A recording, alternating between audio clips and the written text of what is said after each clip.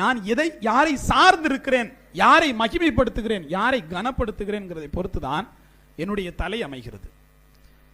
இப்ப வந்திருக்கக்கூடிய பிள்ளைகள் எதுக்காக இதை புரிஞ்சுக்கணும் நான் சொல்றேன்னா, நீங்கள் 1000 முறை ஸ்தோத்திரம் சொல்லுங்க, பிரேயர் பண்ணுங்க, பைபிள் வாசிங்க, ஒரு பிரயோஜனம் இல்லை. ஏன்?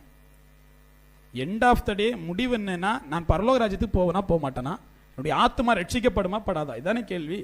அப்ப ஆத்மாவுக்காக நீங்கள் வாழ ஆரம்பிக்காத வரைக்கும், எவன் ஒருவன் நான் ஆத்மாவுக்காக வாழ்றேன்னு நினைக்கிறானோ அவன் என்ன நினைக்க மாட்டான் தெரியுமா? சபை மோசம், பாஸ்டர் மோசம் நினைக்க மாட்டான். ஏன்? அவனுக்கு நல்லா தெரியும், என்னுடைய ஆத்மாவை ரட்சிக்க நான் தான் போராடி ஆகணும்னு தெரியும் இல்லையா?